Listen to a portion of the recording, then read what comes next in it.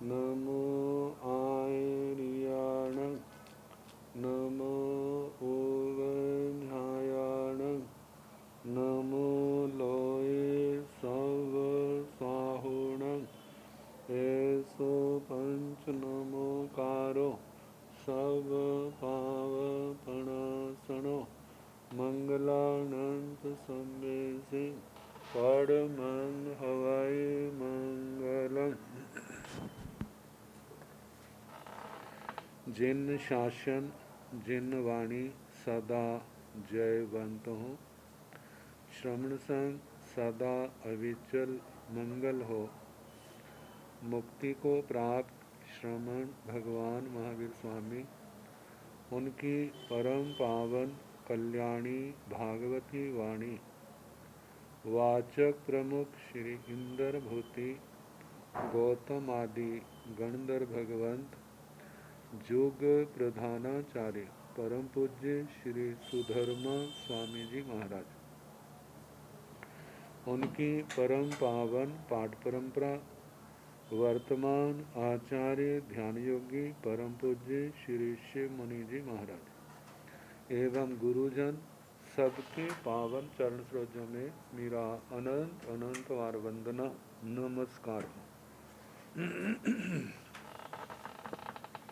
आगम परिषद में विराजमान वरिष्ठ मुनिराज, अन्य मुनिवृंद, परमादरणीय भगवती स्वरूपा महासाध्विया जी, श्री सूत्र कीर्तांग सूत्र की वाचना प्रारंभ है।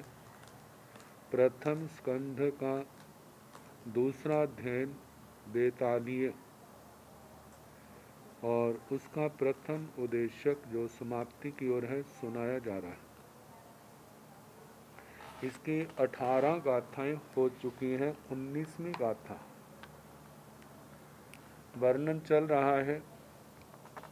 साधु जीवन में जब कभी दीक्षित हुओं को कुछ समय हुआ है, महीने हुए हैं, परिवार वाले आकर के कैसा कैसा परिसर उपसर्ग सामने उपस्थित कर देते हैं, तो उन परिसरों से अपने आप को कैसे संभालना है। मोह के बंधन, ममता के बंधन तोड़ने आसान नहीं होते,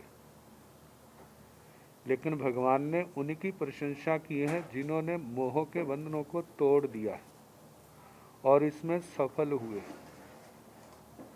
संसार की दृष्टि अलग है, अध्यात्म दृष्टि जहाँ कर्म तोड़ने की वह अलग है। शास्त्रकार भगवान जहाँ तक संभव है आत्मा को यही उपदेश देते हैं, संयम मार्ग पर बढ़ना है। संयम और तपस्या की आराधना के बिना ये जन्म मरण का चक्कर टूटेगा नहीं, संसार के क्लेश समाप्त नहीं होंगे। संसार के लोग विपरीत परिस्थितियां पैदा करते ही हैं, लेकिन आपको उनका सामना करना है। समता से, अपने विवेक से, धैर्य से पार करोगे, सामना करोगे तो पार हो जाओगे।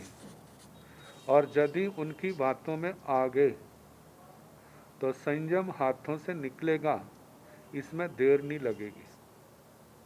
तो आगे बताया जा रहा है, से हंतीय ममाइणो माय पियाय सुयाय भारिया पोसाहिणे पासौ तुम लोगम परमपि जहासी पोषणो।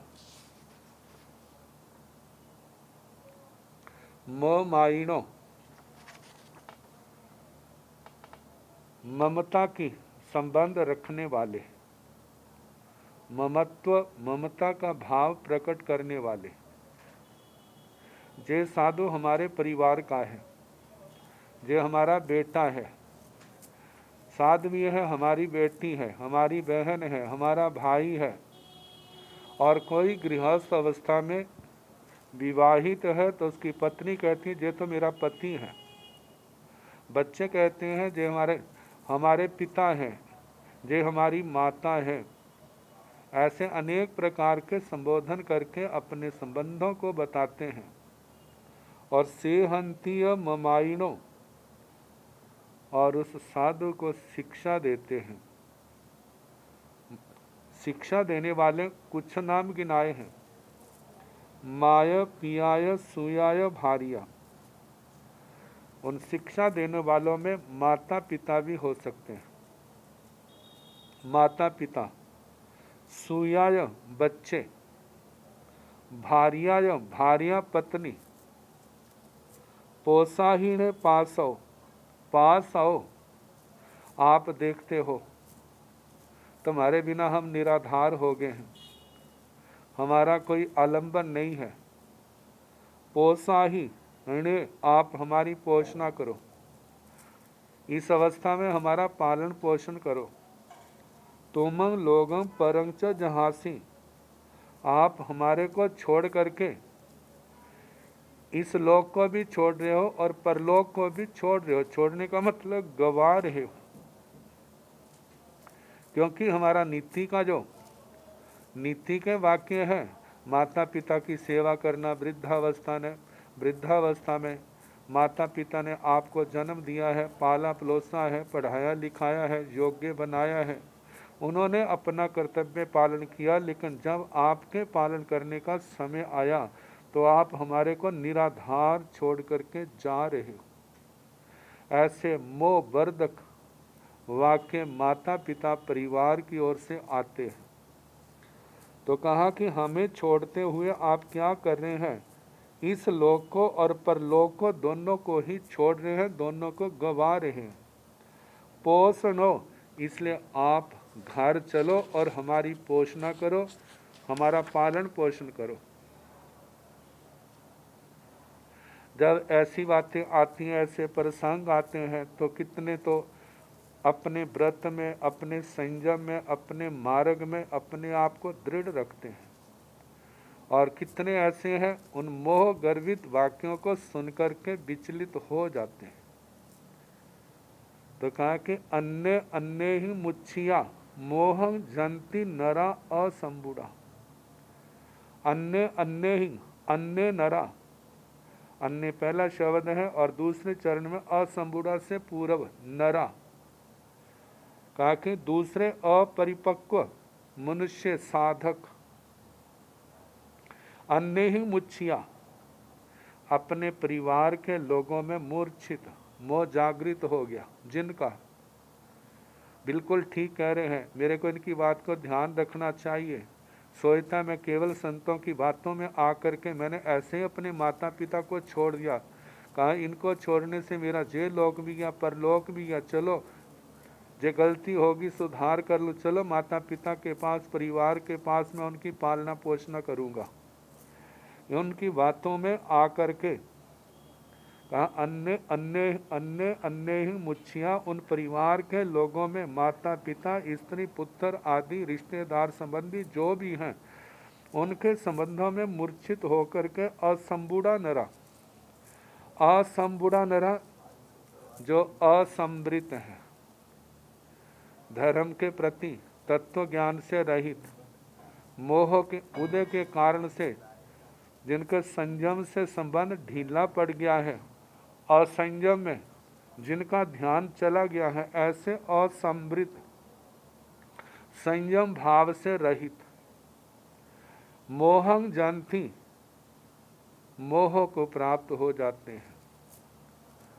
परिवार के संबंध दिखते हैं, गुरुओं का उपकार, वो तत्व ज्ञान, भगवान का उपदेश, भगवान का मार्ग दिमाग से निकल जाता है।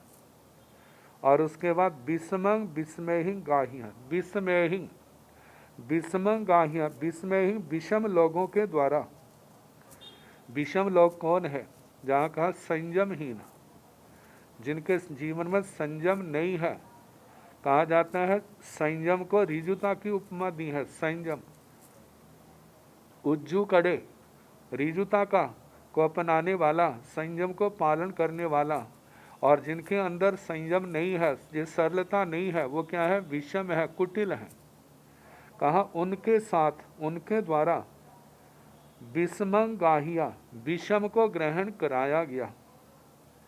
विषम क्या है? वो असंयम है, 18 पाप है, उनको ग्रहण करवा दिया। फिर उसके बाद ते पावे ही पूर्णोपगभ्या, ते वे जो संयम से गिरे हैं, संयम से पतित हुए हैं, पुनः पुनः पावे ही पगभ्या, उन एक तो है उन पापी लोगों के द्वारा, उनके साथ पगभ्या ढीठ बन गए, वो भी पाप कर्म करने लग गए हैं। और दूसरा पावे ही पगभ्या, पाप कर्मों में अपनी धृष्टता दिखाने लगते हैं। जिन पाप कर्मों का त्याग किया था उन पाप कर्मों को पुनः सेवन करने लग पड़े। संयम मार्ग से जब पतित होता है, गृहस्थ जीवन में चला जाता है, जहाँ तो कदम कदम के ऊपर गुरुओं की, परिवार की रोक टोक थी, वहाँ तो कोई भी टोकने वाला नहीं है। अब वो सोचता है देखो जहाँ कोई रोकने वाला नहीं, कोई टोकने वाले, अब मैं स्वतंत्र हूँ, अब मैं मन में जो आए वो कर सकता हूँ। लेकिन कहा जाता है इस समय तो अच्छा लग रहा है, लेकिन जब जब भोग का परिणाम, पापों के सेवन का परिणाम आत्मा के सामने आएगा, उस समय सोचेगा कि मैंने जीवन में बहुत बड़ी भूल की, जो मैंने संयम छोड़ दिया, संसार के मोहजनक वाक्यों के अंदर उलझ गया, उनके अंदर फंस गया। क्योंकि कितनी बार देखने और सुनने में आता है जो संयम से पतित होते हैं वो रोते हैं, विलाप करते हैं, हमने कितनी मूर्खता की, कितनी अज्ञानता हमारे अंदर प्रकट की, जो हमारी आत्मा के लिए अनंत उपकारी था, उस संयम को छोड़ दिया, तपोमय जीवन को छोड़ दिया। संयम को छोड़ने से गुरुओं की नज़रों से गिर गए, जो आचार से संपन्न थे, तपोमय जिनका जीवन था, उनके चरणों में रहते थे, कितना आशीर्वाद मिलता था, उनके सानिध्य में हम कितने आत्म समाधि के भावों में रहते थे, हमारे जीवन की घड़ियां सफल हो रही थी। लेकिन कैसा हमारा पाप कर्म का उदय, अब संसार की दलदल में ऐसे फंस गए हैं, धर्म करना तो दूर, धर्म का नाम लेने की भी फुर्सत नहीं मिलती। अब वो रोते हैं, विलाप करते हैं, उन घड़ियों को तरसते हैं, लेकिन ये घड़ियां दोबारा मिलती नहीं है। क्योंकि कहा यदि आसानी से मिल जाती तो इनको परम दुर्लभ क्यों कहा जाता। परम अत्यंत दुर्लभ, बड़े मुश्किल से जो चीज़ प्राप्त होती हैं। कहा संसार के पदार्थ भी कितने हैं जो दुर्लभ हैं, बड़ी मुश्किल से मिलते हैं, लेकिन धर्म तो सबसे ज़्यादा दुर्लभ है। जब तक ये 4 अंग मनुष्य का जन्म मिला, शास्त्र का सुनना, धर्म रुचि और धर्म के अनुपालन करने में पराक्रम शक्ति का प्रयोग करना, ये चारों अंग ही परम दुर्लभ हैं। लेकिन एक मिल जाता है तो दूसरा और मुश्किल होता है, तीसरा उससे ज़्यादा मुश्किल होता है, चौथा उससे ज़्यादा मुश्किल होता है। कहा जिस समय उन परिवार के लोगों के अंदर बचनों में आ तो गया, चला गया, पहले अच्छा समझता है मैंने बड़ा अच्छा किया, लेकिन जब भोगों का परिणाम सामने आता है तो फिर वो पश्चाताप करता है। 10वीं कालिक सूत्र की दूसरी जो चूलिकाएँ हैं उनके अंदर बताया था, जैसे देवलोकों में तो इंद्र महाराज हैं, कितने बड़े बड़े देवता का रूप था, लेकिन जब वहाँ से गिर जाते हैं, मनुष्य लोक में आते हैं, सारी संपत्ति से पतित हुए, कहा वो वैभव कहाँ, वो ऐश्वर्य कहाँ, जहाँ पर कहा कितने जीव दूसरे देवलोक तक के तो पृथ्वी पानी वनस्पति में आ जाते हैं, 8वें देवलोक तक के देवता जो हैं पंचेंद्रिय त्रिंचों में आ जाते हैं, लेकिन कहाँ देवता का वैभव, और कहाँ पर जहाँ पर कितना गर्हित जीवन वैभव की दृष्टि से। अब वो पश्चाताप करते हैं, पहले तो उनको याद नहीं रहता, लेकिन जिनको याद रहता है, दृष्टांत दिया था, जो कोई नगर सेठ है, किसी अपराध होने पर उसको नगर से बाहर निकाल दिया, कि छोटे से गांव में स्थान दिया है, अब पूरा वैभव को याद कर करके वो रोता है, विलाप करता है, देखो कितना अच्छा समय था लेकिन मैंने गंवा दिया। ऐसे ही संयम से गिरने वाले लोग पहले तो क्या है बड़े खुश होते हैं, पाप कर्मों का सेवन करते हैं, लेकिन जब असंयम का परिणाम दुर्गतियाँ इस जन्म में जब पर भव में सामने आती हैं, तो उनको पश्चाताप के अलावा और कुछ नहीं होता। कहते हैं एक गलती तो ऐसी होती है जिसका सुधार किया जा सकता है, लेकिन वो गलती ऐसी है उसका सुधार होना संभव नहीं है। कहा जाता है कि संयम को पाने के लिए व्यक्ति को कितना प्रयास करना पड़ता है, लेकिन संयम से गिरने के लिए प्रयास नहीं करना पड़ता। लेकिन जो संयम को पा लेता है उनका कितना अनंत मधुर परिणाम है। और जो संयम से गिर जाता है, छोड़ने में तो जोर नहीं लगा, लेकिन उसके बाद जब पाप कर्मों का परिणाम आता है उस समय एहसास होता है कि हमने अपने जीवन की कितनी बड़ी भूल की है, जिसका अब कोई सुधार का चांस हमारे को अवसर दिखाई नहीं दे रहा। तो इस प्रकार कहा जा रहा है कि मोह के जाल में फंस जाते हैं तो उनकी क्या दशा होती है। अब इसके आगे बताया जा रहा है तम्हा दभी इख पंडिये पावाव वीरते अभिनिबुड़े पाणाए वीरे महावीहि सिद्धि पहंग न्यावंग धुवंग। तम्हा इसलिए, दवी ये शब्द आता है, एक का लोप हो गया द्रव्य। द्रव्य का मतलब भव्य आत्मा, जो मोक्ष गमन की योग्यता रखता है, जो राग द्वेष को खत्म करने का, समाप्त करने का प्रयास कर रहा है, ऐसी भव्य आत्मा।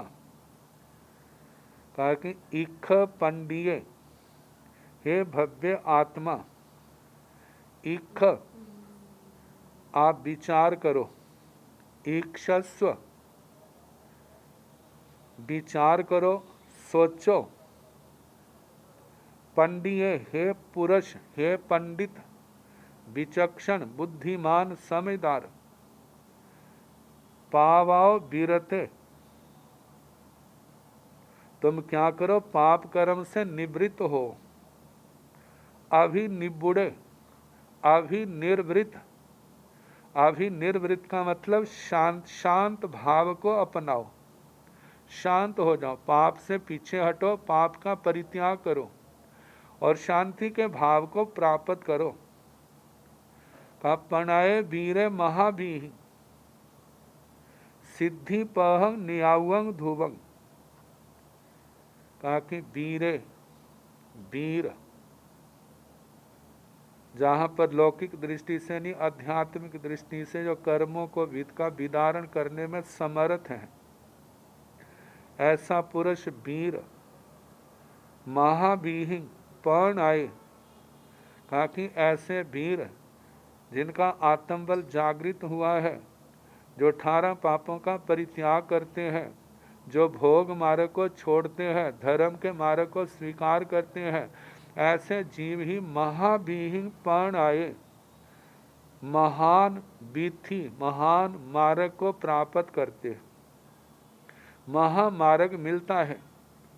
परणाए वीरे महावीहि, जे एक वचन में जे वाक्य आया है, श्री आचार्य सूत्र में ऐसा ही वाक्य बहुवचन में आया था, पणया वीरा महावीहि। वीर लोग हैं इस महामार्ग, मोक्ष मार्ग के प्रति, मोक्ष मार्ग को प्राप्त है, इस मार्ग के प्रति झुकाव रखने वाले हैं, इस मार्ग पर चलने वाले हैं। कौन चल सकते हैं? जो वीर हैं, जिनकी आत्मबल जागृत हुआ है, क्षोभशम का बल प्रकट हुआ है, पाप कर्म हल्के पड़े हैं, उन्हीं के अंदर धर्म रुचि पैदा होती है, उन्हीं के अंदर इस मार्ग पर चलने का उत्साह पैदा होता है। जिनके मोहनी कर्म प्रबल रूप से उदय है, वो देख करके भी इस मार्ग को देखते नहीं है, चलते हुओं को देखकर भी उनके अंदर चलने की भावना नहीं आती। यदि आज हमारे आत्मा में इस धर्म मोक्ष मार्ग पर चलने की भावना आ रही है, तो इसका मतलब ये है हमारा मोहनी कर्म हल्का है। कहा कि जब तक इसका उदय नहीं बढ़ता, उससे पहले पहले हम ऐसी साधना कर ले कि जो आने वाले समय में कर्म हमारे को जिन्होंने गिराना था उनको हम धराशायी कर दें, उनकी हम निर्जरा कर दें साधना के द्वारा, ताकि आने वाले समय में कोई कर्म हमारे को इस मोक्ष मार्ग से विचलित ना कर सके। तो कहा कि इस प्रकार वीर लोग जो हैं वो इस महामार्ग मोक्ष मार्ग को प्राप्त करते हैं। सिद्धि पहंग नियावंग धुवंग, कहा जे महामार्ग क्या है, जे क्या है, सिद्धि पहंग, सिद्धि पथ है, सिद्ध गति का मार्ग है, जिसमें सम्यक ज्ञान, सम्यक दर्शन, सम्यक चारित्र, सम्यक तप आते हैं। जे जो रतन त्रितय का कह देते हैं, जहाँ 4 रतन रूप जो मार्ग है, जे क्या है, मोक्ष मार्ग है, महामार्ग। कहा न्यावंग, जे न्यायकारी है, मोक्ष की ओर ले जाने वाला है। और ध्रुवंग, निश्चल है, निश्चित है, कहा कि इसको छोड़ करके और कोई मार्ग नहीं है, जिस मार्ग पर चल करके हम संसार सागर को पार कर सकें। कहा जाता है, देखा जाए तो संसार में 2 ही मार्ग हैं, एक तो संसार का मार्ग है, एक मोक्ष का मार्ग है। संसार के मार्गों को हम 4 हिस्सों में बांट सकते हैं, नर गति का मार्ग, त्रियंच गति का, मनुष्य गति का, देव गति का। लेकिन मोक्ष मार्ग जो है संसार से निकलने का, तो उसका तो यही है, कर्म काटेंगे तो संसार को पार करेंगे, कर्म बढ़ेंगे तो संसार में परिभ्रमण करेंगे। तो कर्म काटने का जो मार्ग है वह ज्ञान, दर्शन, चारित्र, तप रूप ही है, इसको छोड़ करके और कोई मार्ग नहीं है। तो कहा जाता है इनके स्वरूप को आत्मा समझें और इस पर चलने का प्रयास, अभ्यास करे। जितना अभ्यास करेगा उतनी परिपक्वता आएगी, दृढ़ता आएगी और इस मार्ग पर चलने में एक दिन पूर्ण रूप से सफल होगा। इस अध्ययन की अंतिम गाथा।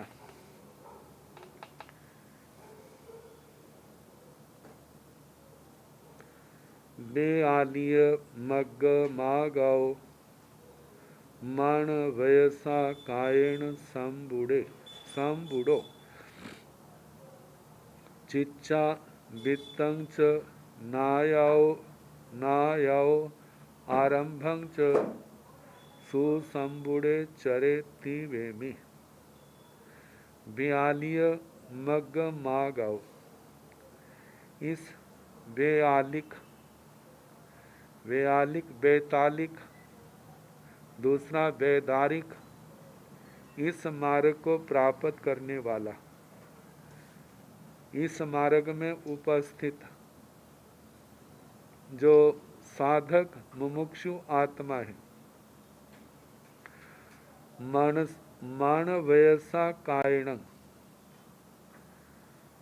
मनसा वचसा, कायन मन से, वचन से, काया से।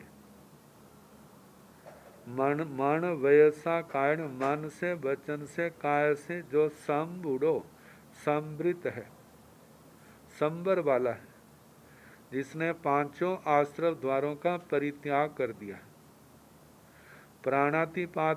प्राणातिपात विरमण से त्याग किया, मृषावाद का मृषावाद विरमण से त्याग किया,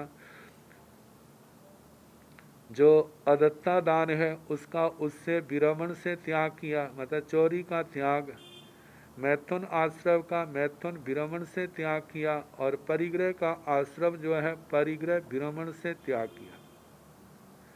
कहा जाता है संक्षेप में ये 5, लेकिन इन 5 को पूर्ण रूप से पालन करना है तो 5 इंद्रियों को भी वश में करना पड़ेगा, 4 कषायों को भी वश में करना पड़ेगा, मन वचन काया को भी वश में करना पड़ेगा, और इसके साथ साथ में कोई भी भंडोपकरण, सूची, कुशागर, मात्र छोटी से लेकर बड़ी वस्तु तक लेना देना, रखना उठाना, इन सब में विवेक रखना पड़ेगा।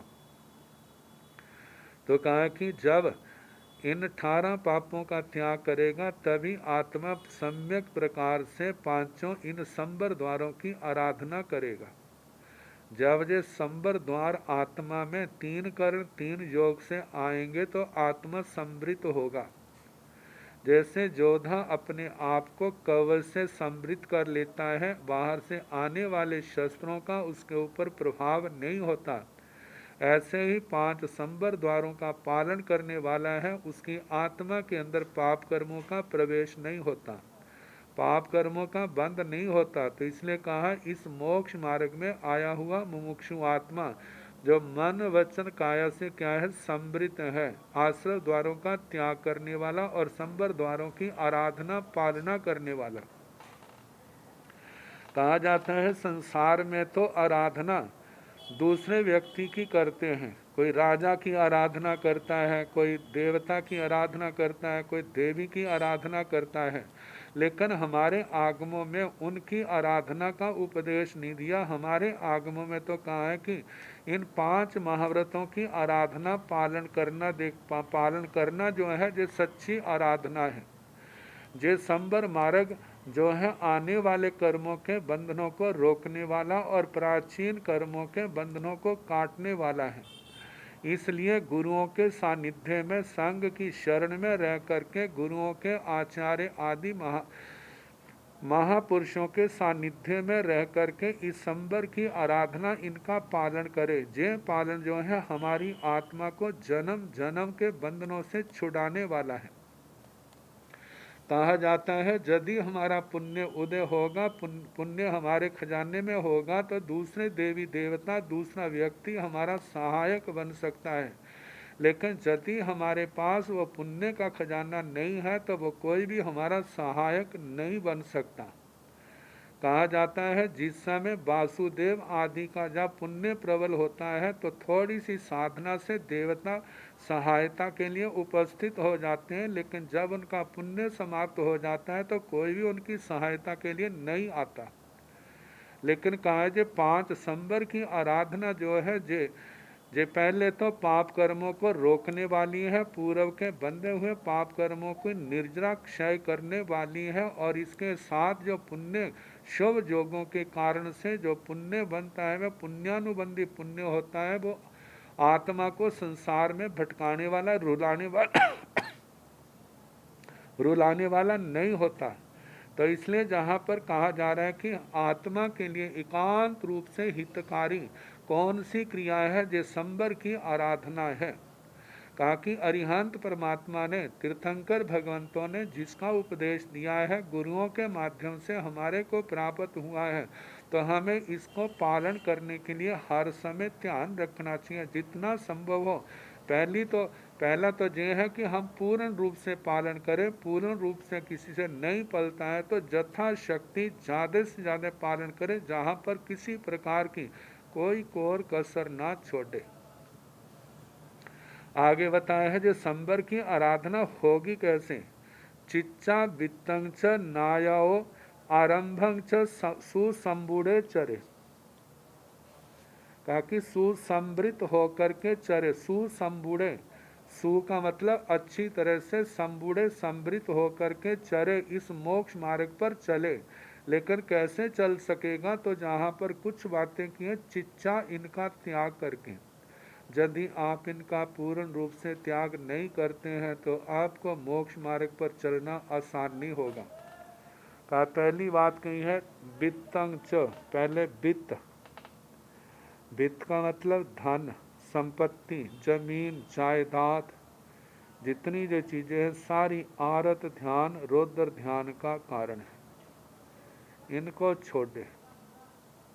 दूसरा कहा है च और नायाओ, नायाओ कुटुंब कबीला परिवार, अपने परिवार के लोग जाति के लोग सब जे मेरे हैं, जे मेरे हैं, रिश्तेदार जितने संबंधी हैं उन सब को छोड़ना होगा। तीसरी बात कही है आरंभं च, आरंभ, आरंभ समारंभ आदि जितने सावध्य अनुष्ठान हैं इनको भी छोड़ना होगा। जब इनको छोड़ेगा तभी आत्मा पूर्ण रूप से संबर की आराधना कर सकेगी, अन्यथा नहीं। तो इसलिए जहाँ पर कहा जा रहा है कुछ नाम गिनाए हैं, लेकिन देखा जाए तो जहाँ 18 पापों की गणना है, इन सब का परित्याग करके वित्त ज्ञातिजन परिवार के लोग आरंभ समारंभ आदि 18 पापों को इनका छिच्चा परित्याग करके सुसंबुड़े, तभी आत्मा सुसंबृत होगी। अच्छी प्रकार से जिसने अपने आप को सुरक्षित किया है ऐसे होगी, और ऐसा सुसंबृत होकर के चरे, इस मोक्ष मार्ग पर चले।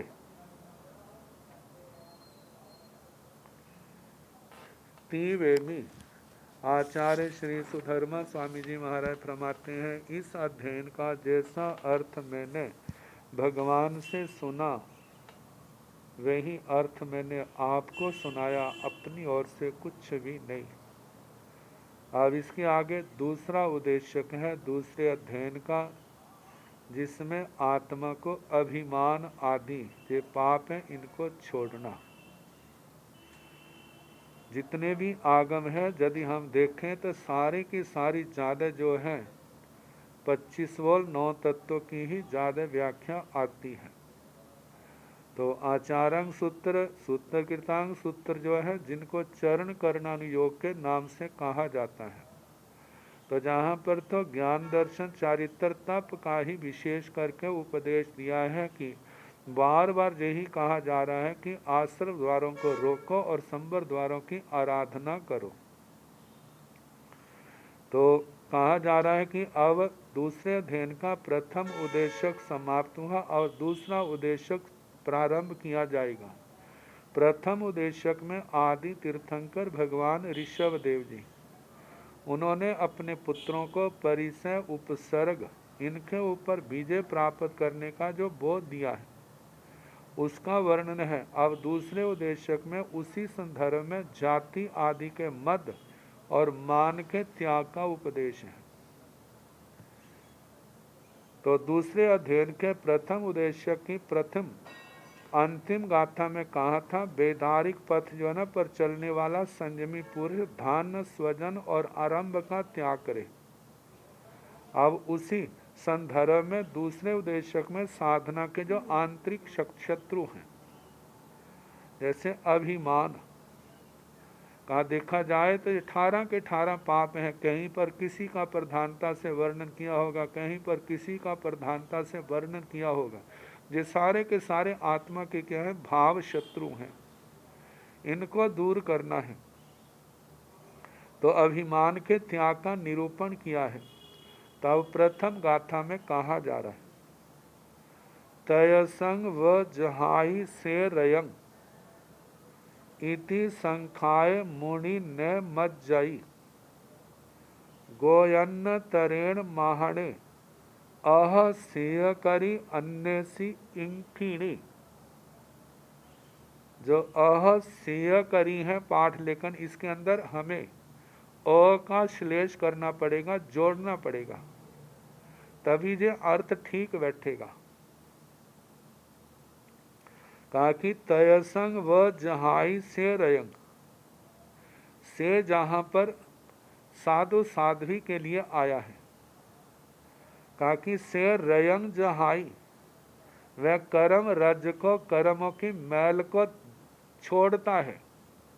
जहाई जहाती जिसका संस्कृत रूप बनता है ओ हाक त्यागे, त्याग अर्थ में, मतलब कर्म की रज को धूल को छोड़ता है, उसका परित्याग करता है। कैसे छोड़ता है, तो जहाँ उपमा के द्वारा समझाया गया है, रयसंग व तयसंग व, तयसंग का मतलब त्वचा, जैसे सांप अपनी त्वचा अपनी कैंचली को छोड़ता है, इसी प्रकार साधु साध्वी भी अपनी कर्मों की रज को धूल को छोड़ते हैं।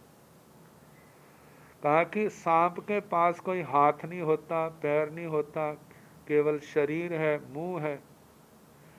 और जिस समय उनकी ऊपर की कैंचुली चमड़ी सूख जाती है और उसके कारण से जो रोमों के माध्यम, एक तो मुख से नासिका से सांस लेता है, दूसरा रोमों के माध्यम से सांस लेता है। मुख और नासिका के माध्यम से लिया जाने वाला सांस तो एहसास में आ जाता है, लेकिन रोमों के माध्यम से जो लिया जाने वाला सांस है वो उसका एहसास नहीं होता। कहा जाता है यदि हम अपने शरीर को प्लास्टिक से कवर कर दें तो उसके बाद सांस की गति तीव्र हो जाती है। कारण क्या है, जो रोमों से आने वाला सांस है वो बंद हो गया और यदि उस प्लास्टिक के कवर को उतार दिया जाए तो थोड़ी देर बाद क्या होगी, उसकी नॉर्मल सांस लेने की गति हो जाएगी। तो कहा कि उस कैंचुली के कारण से रोमों से जो सांस आने वाला था वो रुक गया है, और दूसरा है मुख से सांस लेने की प्रक्रिया जो है उसकी बढ़ गई है, और उसके कारण से एक तो सांस में कठिनाई हो रही है, दूसरा जो है उसको गर्मी भी लग रही है। अब उसके कारण से बड़ी बेचैनी होती है, व्याकुलता होती है, लेकिन क्या सांप के पास कोई जाता नहीं, डर के मारे। और दूसरा है उसके पास कैंचुली को उतारने के साधन नहीं है, लेकिन जब वो अत्यंत सूख जाती है, किसी कांटे आदि से या किसी तिखी चीज से उसका भेदन होता है, और उसके बाद वह जब शरीर से उखड़ती है तो वह उस उखड़ जाती है, तो कहा जाता है सांप मुड़ के भी देखता नहीं है, मानो सोच रहा हो जे कैंचुली दोबारा मेरे शरीर पर न आ जाए। तो कहा कैसे कितनी उत्सुकता से वो उस कैंचुली को छोड़ता है। इसी प्रकार आत्मार्थी जीव जो है इन कर्मों की मैल को क्या करता है, कर्मों की धूल को अपनी आत्मा से अलग करता है। जैसे सांप कैंचुली से अलग होता है, ऐसे साधु साध भी ज्ञान दर्शन चरित्र तप की आराधना के द्वारा इस कर्म की धूलि को, कर्म की मैल को अपनी आत्मा से दूर करते हैं, उसका परित्याग करते हैं। कहा ऐसा समझ करके इति संखाय मुनि ने मज्जई, ऐसा जान करके मुनि जो है मद नहीं करता। कहा जाता है इसके साथ ही कितने वर्तमान में तो वातावरण कुछ और प्रकार का बन गया है, लेकिन अतीत काल में जिस समय जातिवाद गोत्रवाद की बड़ी प्रधानता होती थी, और उस जातिवाद के कारण से व्यक्ति चाहे अपने पास कुछ भी नहीं है, यदि ऊंची जाति में ऊंचे गोत्र में है तो कैसे अभिमान से वहां पर थद्दे शब्द कैसे दिखाई देता, कैसे स्तब्ध होते थे। तो कहा जाता है भगवान तो कहते हैं के उच्चा गोय के निया गोय, जो आचारंग सूत्र का वाक्य है कि उच्च गोत्र क्या है, नीच गोत्र क्या है। कहा है कि कुछ संसार के लोगों के द्वारा स्थापित किया गया है, और कुछ देखा जाए तो पूर्व जन्म के मद के कारण से नीच गोत्र मिला है, और मद नहीं करने के कारण से उच्च गोत्र मिला है। और दूसरी बात कही है कि जो गोत्र जो है, चाहे नीच गोत्र है चाहे उच्च गोत्र है, जो सदा रहने वाले नहीं है। तो कहा जाता है कि उच्च गोत्र से आत्मा में श्रेष्ठता है तो उसकी विशेषता है, यदि श्रेष्ठता नहीं है तो जो चाहे ऊंची जाति हो, चाहे ऊंचा कुल हो, चाहे ऊंचा गोत्र हो, इस आत्मा की रक्षा नहीं कर सकते। आत्मा की रक्षा करने वाले यदि कोई हैं तो वो जो सम्यक प्रकार से जिनकी आराधना की है, वे ज्ञान दर्शन और चारित्र तप हैं, जे 5 महाव्रतों का पालन है। कहा कि जे आत्मा की रक्षा करने वाले हैं, जे गोत्र जाति कुल आदि जो हैं, यदि आत्मा आचार सम्यक आचार से हीन है, इस चरित्र से हीन है, तो जे कोई भी इस आत्मा की रक्षा करने में समर्थ नहीं है। तो इसलिए कहा जाता है इन सब बातों को, जो गोत्र आदि का जाति आदि का मद है, या गृहस्थ अवस्था में जिनका जीवन बड़ा संपन्न था कि हम बड़े अमीरी वाला जीवन भोगा है, संपन्नता वाला जीवन भोगा है, अपने आप को ऊंचा श्रेष्ठ समझते थे, लेकिन भगवान के शासन में जब आते हैं तो उस समय उनका सारा ही जे उतार दिया जाता है। मतलब कि जैसे सांप अपनी कंचली को उतार देता है, तो ऐसे भगवान गुरुजन कहते हैं अब अपनी जाति आदि का जितना मद था उसको छोड़ दो।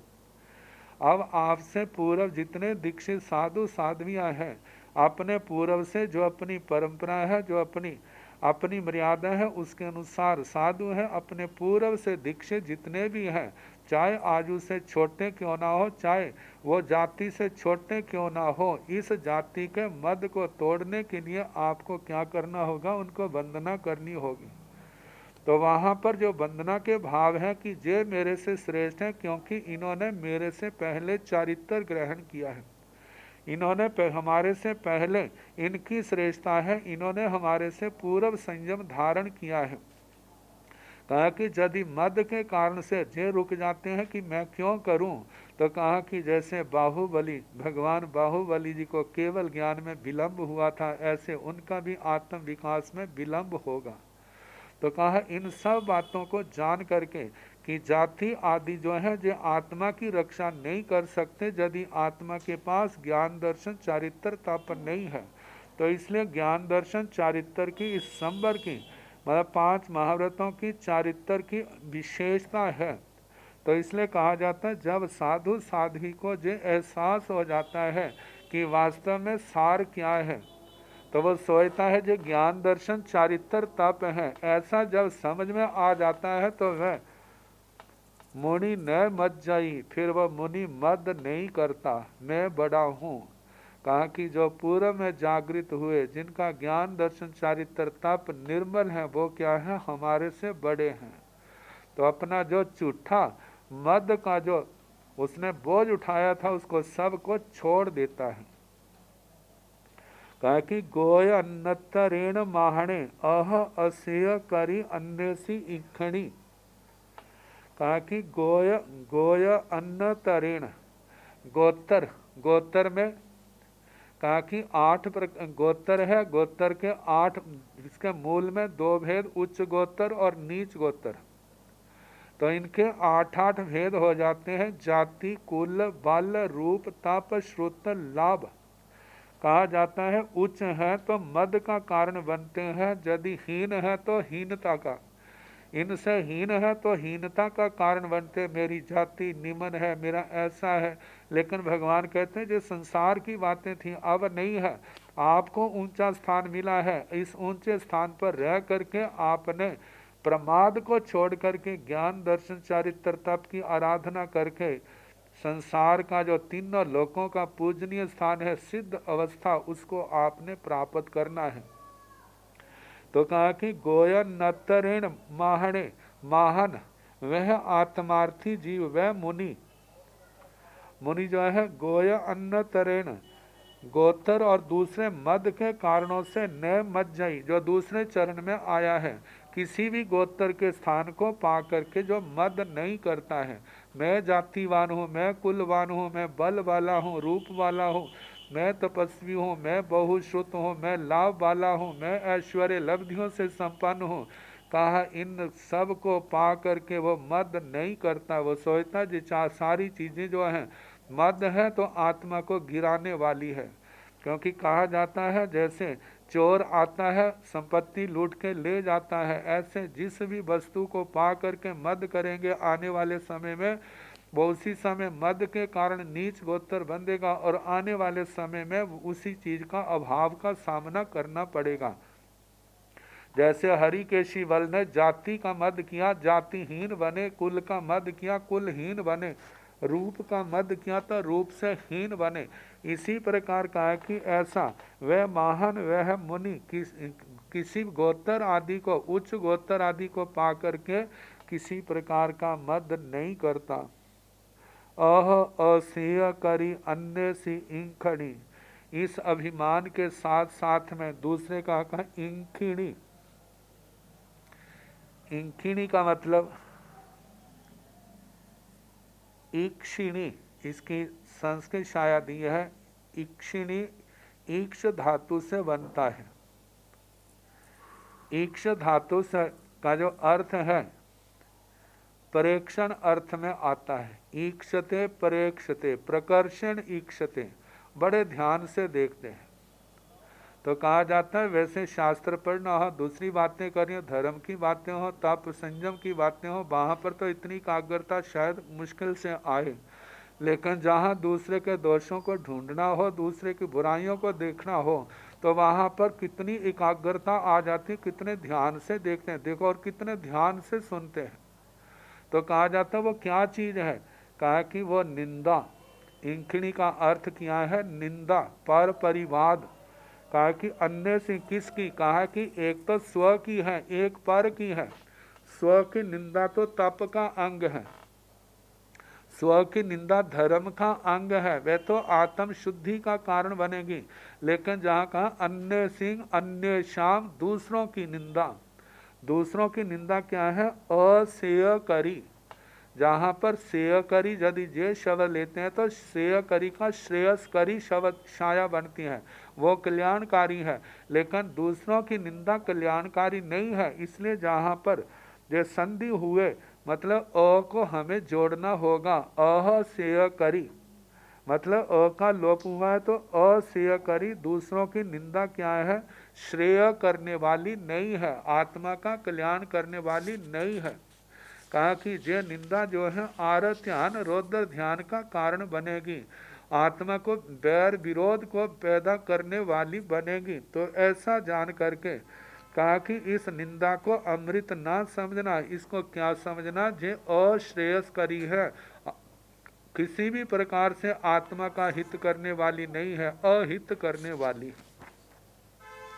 क्योंकि जिसकी भी निंदा की जाती है व्यक्ति को लेकर के, जब जब उसको पता चलेगा मेरे संबंध में ऐसा वो कह रहा था, तो कहा यदि कोई समता योगी हुआ, विवेकशील हुआ, तो वह तो अपने आप को संभाल लेगा, समझा लेगा।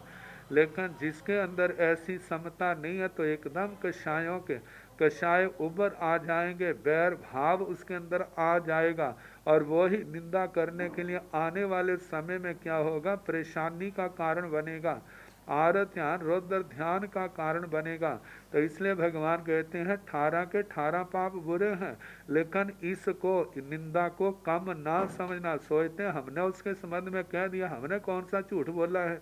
कहा चाहे आपने झूठ नहीं बोला है, सच बोला है, लेकिन सुनने वाले को अच्छा नहीं लगता। जब अच्छा नहीं लगता तो वह आपका विरोधी बनेगा, उसके अंदर बैर भावना पैदा होगी, बैर भावना बढ़ेगी, उसके भी कर्म के बंध का कारण बनेगा, और आने वाले समय में वो आपकी परेशानी का, आपके भी कर्म के बंध का कारण बनेगा।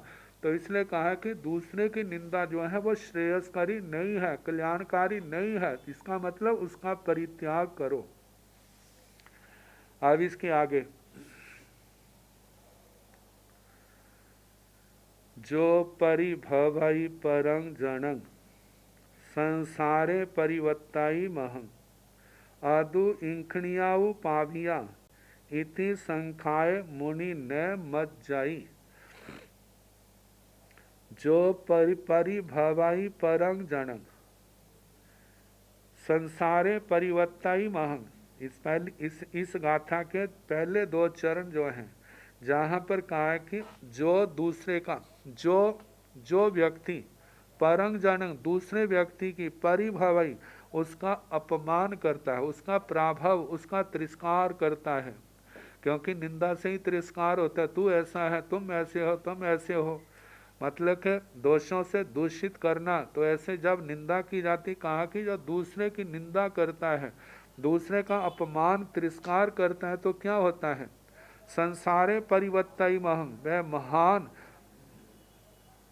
चिरकाल तक संसारे परिवत्ताई संसार में परिभ्रमण करता है, जन्म मरण के चक्कर में फंसता है, बैर विरोध बढ़ते हैं। आदु इंखणियाऊ पाविया, आदु का मतलब अथवा, जे जो पर निंदा है, इंखणिया, इंखणिया अन्य से इंखणिया दूसरे के दोषों को देखना, उनका वर्णन करना, दूसरे की बुराई करना, जे क्या है? ऊ पाभिया, जे पापी का पापी है, मतलब कह देते हैं पापन है, पाप को जन्म देने वाली है, स्वयं पाप भी है और नए पाप को जन्म देने वाली है। इति संखाय मुनि न मत जाई, ऐसा जान करके, ऐसा समझ करके जो मुनि है, जिसने पाप कर्म का ज्ञ प्रज्ञा से परित्याग कर दिया, जान लिया है, प्रत्याख्यान प्रतिज्ञा से परित्याग किया है, ऐसा मुनि न मत जाई, मतलब जाति आदि को पा करके वो मद नहीं करता, उस मद से बचता है और किसी की निंदा भी नहीं करता, किसी का तिरस्कार नहीं करता, क्योंकि ये मद निंदा तिरस्कार जो हैं ये संसार को बढ़ाने वाले हैं। अब इसके आगे तीसरी गाथा आएगी, तो इसके संबंध में कल जैसे भी अवसर होगा उसके अनुसार कराने का प्रयास किया जाएगा। अब थोड़ी देर हम प्राकृत व्याकरण कर लें।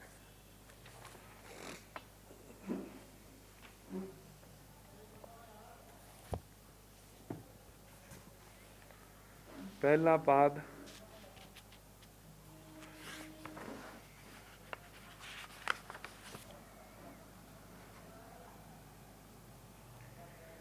237 सूत्र करा दिए थे।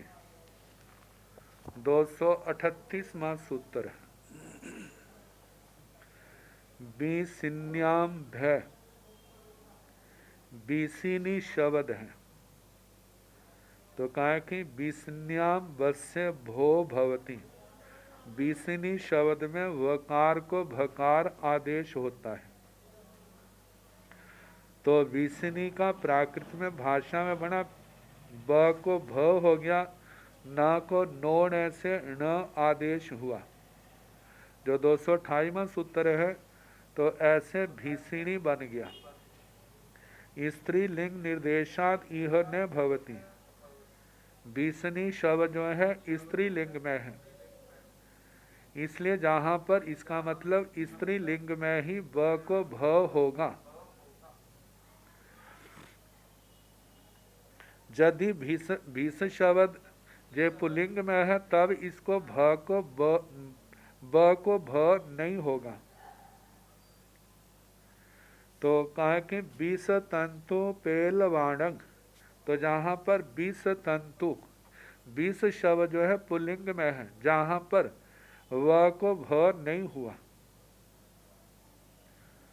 तो आगे 239वां सूत्र है कवंधे म यौ। कवंधे वस्य म यौ भवते। कवंध में मतलब व को ये दो आदेश होते हैं, म भी होता है और य भी आदेश होता है। तो शब्द है कबंध। कबंध जब व को म हुआ तो कमंधो, विसर्ग को दो आदि आदेश किया, कमंधो बना। जब व के स्थान पर य का आदेश हुआ तब बना कयंधो। आगे 240वां सूत्र है कैटभे भो व। कैटभे वस्य बो भवती। कैटव शब्द में भकार को वकार आदेश होता है। तो शब्द है कैटभे। पहले एत सूत्र जो पहले पाद में आता है उससे एकार को एकार आदेश किया तो के बन गया। आगे ट है, ट का वैसे टो ड सूत्र से ट को ड प्राप्त होता है, लेकिन विशेष सूत्र है शटा सटा शकट कैटबे ढ। जो पहले पाद का 196वां सूत्र है, इसमें कैटब शब्द में ट को ढ आदेश किया इस सूत्र ने, तो इसलिए ढ आदेश हुआ। आगे भ को व आदेश इसी सूत्र से किया कैटवे भो व। कैटव में भ को ब आदेश होता है, ऐसे के ढव बना। विसर्ग को दो आदि कार्य करने पर के ढवो ऐसा रूप बना। आगे 241वां सूत्र है विस्मे मो ढोवा। विस्मे मत्स्य ढोबा भवती। विषम शब्द में मकार को ढकार जय आदेश विकल्प से होता है।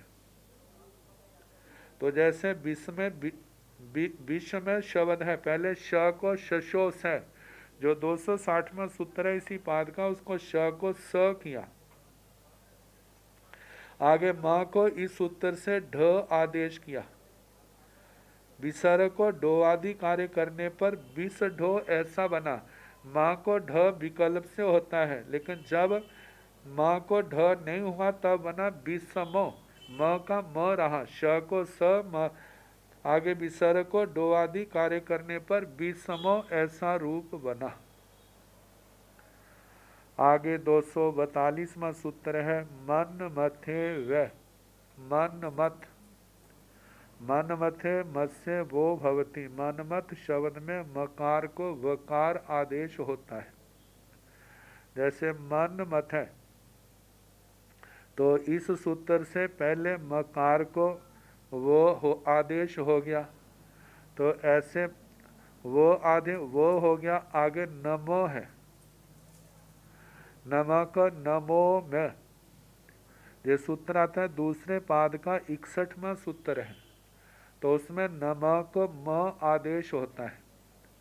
जब नमक म आदेश हुआ तो फिर आदेश है, इसलिए अनादो शेषादेश्वर द्वित्वम से म को द्वित्व हुआ, ऐसे मम मह बम मह ऐसा रूप बना।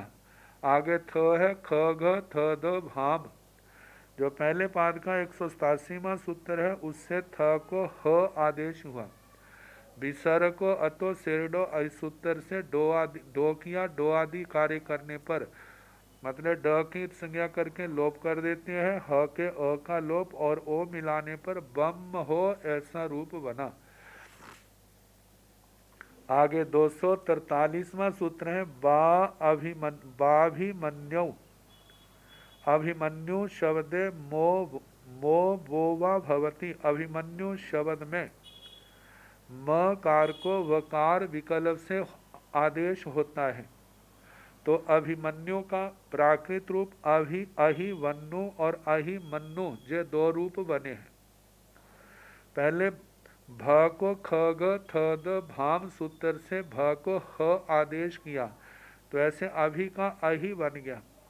आगे म को इस सूत्र से विकल्प से वकार आदेश किया। आगे न्यू है, तो न्यू में जो य का है अधो मन याम से य का लोप और अनादो शेषादेश्वर द्वित्व से न जो शेषस को द्वित्व किया, ऐसे अहिबन्नु ऐसा बना। विसर्ग का लोप और ऊ को दीर्घ करने पर अहिबन्नु ऐसा रूप बना।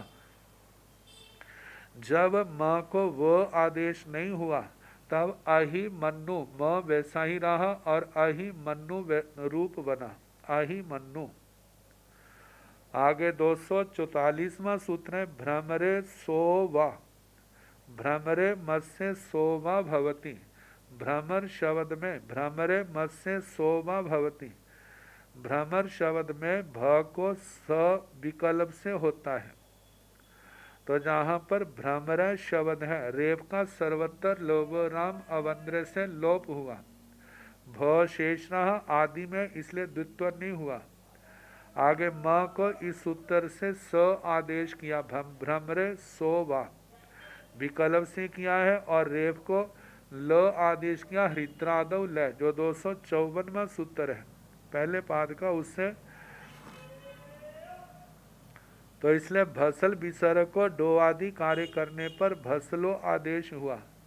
लेकिन जब म को स नहीं हुआ तो भमरो, म को स नहीं हुआ और रेप को ल नहीं हुआ, विसर्ग को डो आदि आदेश करने पर भमरो रूप बना। शास्त्रों में ज्यादा करके भमरो रूप ही प्रचलित है, भसलो नहीं, लेकिन प्राकृत साहित्य में जे मिल जाते हैं। आगे आदर योज 245वां सूत्र का है कि पदादे यस्य पदादेर यस्य जो भवती, पद के आदि में य को जकार आदेश होता है। तो जहां बना यश शब्द है, तो इस सूत्र से य को ज आदेश हुआ, श को शशो स से स हुआ। जशस शब्द है, स का अंत्य व्यंजन से लोप कर देते हैं। तो जस और सी आदि प्रत्यय करने पर सी को डो कर दिया, डो का ओ आदि कार्य करने पर जस्व रूप बना। आगे यमे, यमे का जमो बनता है, य को ज इस सूत्र से हुआ, विसर्ग को डो आदि कार्य करने पर जमो बना। आगे याति, जाई शब्द है, तो याति, याति मतलब जहाँ प्रापणे गमन आदि अर्थों में आती है, प्राप्ति में भी आती है। तो कहा कि तो याति का जाई रूप बनता है, य को इस सूत्र से ज कर दिया और त का क ग त द क ग च ज त द प ज वांग प्रायो लुक से उसका लोप कर दिया, ऐसे जाई रूप बना। आदे रीति की कहा जाए आदि में य को ज करता है, ऐसा क्यों कहा? क्योंकि कहा कि जो आदि में नहीं होता उसको य को ज नहीं होता।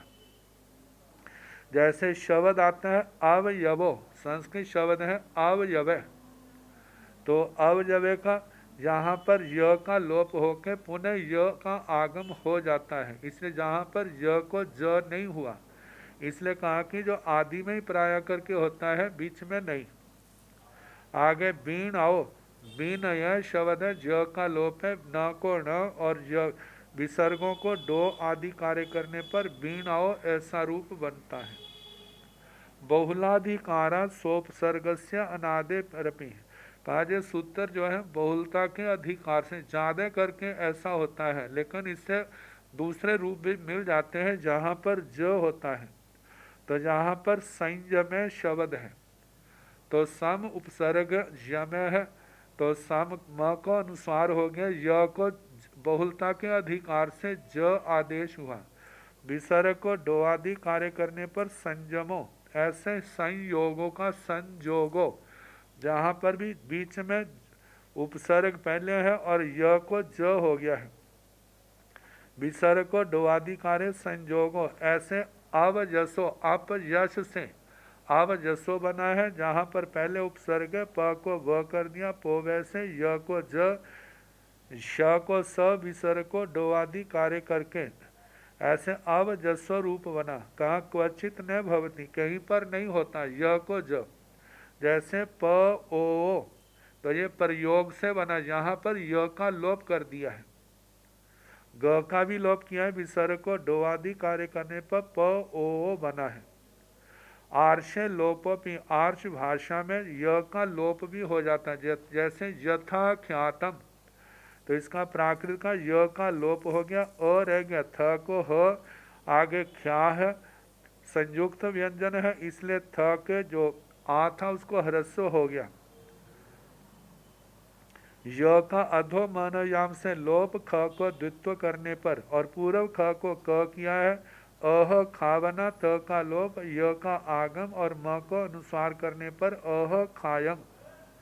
आगे जथा यातन का अह अह जायम, जहाँ पर भी य का लोप है, थ को ह, आगे त का लोप है, वहाँ पर य का आगम, म को अनुसार करने पर अहा जायम ऐसा रूप बना।